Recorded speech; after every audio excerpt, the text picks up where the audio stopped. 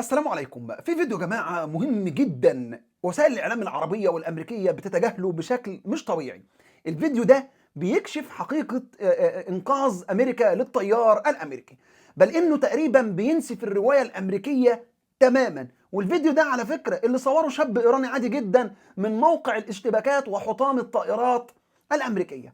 هعرض لحضراتكم الفيديو ده دلوقتي وهو غاية في الأهمية. كمان في فيديو آخر بتنشره وسائل الإعلام الإيرانية، لا ده مش وسائل الإعلام الإيرانية، ده السفارات الإيرانية ووزارة الخارجية الإيرانية والمسؤولين في إيران. فيديو باللغة العربية، طائرات أمريكية داخلة إلى سماء إيران، حطام طائرات أمريكية موجودة على الأرض. سلام عليكم. عليكم السلام.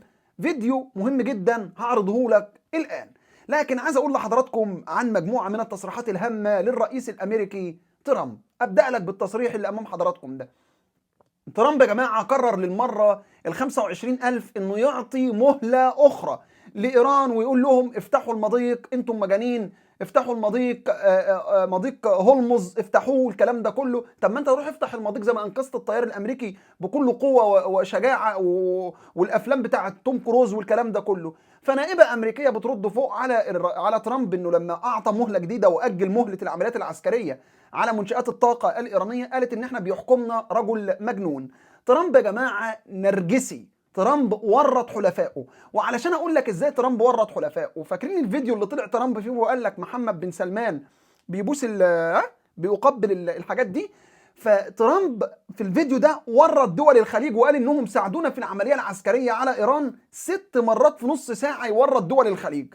دول الخليج اكلت سد الحنك. ليه؟ لانه بالبلدي هم متورطين اصلا، ومحتاجين بقى نتكلم عن شواهد التورط ده الخليجي، يعني يبقى محتاجين ساعات طويله. لكن اقدر الخصها لك في حاجات بسيطه جدا. الطائرات اللي وجدت وسقطت في الكويت، الطائرات بتاعه التزود بالوقود الامريكيه في السعوديه، وجود الضباط الامريكان والاسرائيليين في فنادق دبي، الورطه في العمليات العسكريه اللي اطلقت من البر الخليجي على البر الايراني من الناحيه الاخرى بصواريخ تقريبا اسمها هومرس، وهي صواريخ امريكيه قصيره المدى لا يمكن اطلاقها من السفن الامريكيه اللي في وسط المحيط الهندي، بل تم اطلاقها من السواحل العربيه الخليجيه، منها دوله البحرين اللي تم تصوير عمليه الاطلاق بالصوت والصوره من جنود امريكان. الملخص ان ترامب ورط دول الخليج. يعمل ايه ترامب النهارده؟ قال لك بقى بما ان انا عكتة، يعني بص اطمسها على الكل. ترامب خرج اعترف رسميا ان المتظاهرين اللي كانوا في الاراضي الايرانيه بيتظاهروا في ديسمبر ويناير الماضي عملاء لينا.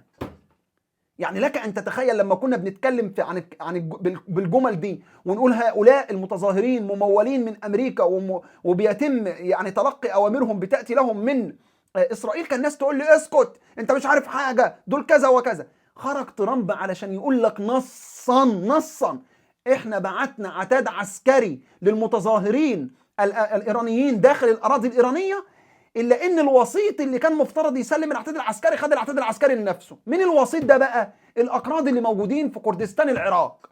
يبقى ترامب ورط الاكراد واكد صحه الروايه الايرانيه انهم متورطين في اعمال عسكريه، وبالتالي خلى ايران عملت عمليات عسكريه واسعه النطاق على العراق، تحديدا اربيل العراق.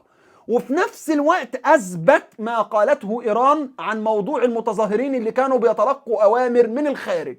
ده ترامب يا جماعه غير موثوق فيه على الاطلاق. اذا ترامب بيؤجل العمل العسكري على منشآت الطاقه، بس التأجيل هو 24 ساعة فقط لا غير. المفترض بكرة كان المهلة انتهت، أجل المهلة مرة أخرى ل يعني يوم الثلاث الساعة 8 مساء. طب هو ليه أجلها؟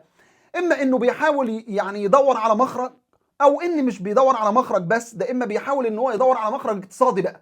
يعني إما بيحاول يدور على مخرج عسكري لنفسه، او يحاول يدور على مخرج اقتصادي. ليه؟ لان لو نفذ العمليه يوم الاثنين معناها ان اسواق الطاقه وهي بتفتح في الولايات المتحده الامريكيه، بسم الله الرحمن الرحيم، برميل النفط بقى ب $200. ده خساره لترامب هتؤدي الى عزل وش يعني. فكان ده ملخص الوضع بالنسبه لترامب. النقطه المهمه جدا بقى اللي هعرضها لكم الان فيديو يا جماعه. الفيديو ده متصور بكواليتي عالي جدا لموقع حطام الطائرات الامريكيه. ولو حضرتك قررت تسمعني فقط لا غير وتركز على الفيديو اللي بيعرض امامك الان، هتلاقي بص كده، بص الشاب وهو واقف، بص المحيط حوالين منه كله صحراء، تمام؟ تفتكر التصريح اللي طلع من ترامب النهارده صباح اليوم هو والجيش الامريكي قال لك ايه؟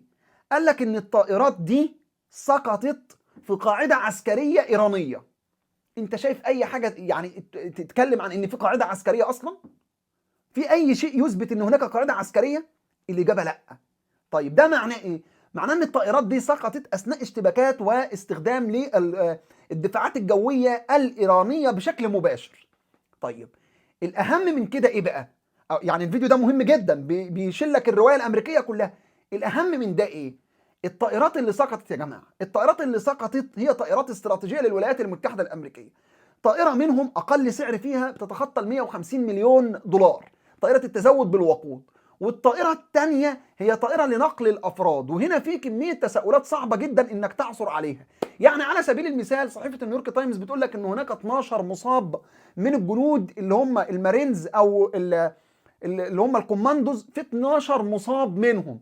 طب دول تم اصابتهم ازاي؟ في عمليات عسكريه مباشره؟ ترامب قال لك مفيش اي حاجه مباشره ولا حاجه، ده احنا خدنا الطيار ومشينا، كنا رايحين رحله. لكن الطائرات اللي ظهرت في الفيديو امام حضراتكم موقع الحطام ده يؤكد ان هناك اشتباكات كبيره وقعت، وان طائره اخرى من اللي سقطوا، يعني في واحده تزود بالوقود، الثانيه اللي بتحمل الجنود بتوع المارينز. علشان كده في صوره مش هقدر اعرضها لك على قناه على الان، احنا واحنا بنتكلم مع حضراتكم في الفيديو، لكن هتلاقيها موجوده على قناه التليجرام وعلى منصه اكس، وهسيب لك الرابط بتاع قناه التليجرام ومنصه اكس في صندوق الوصف وفي اول كومنت مثبت.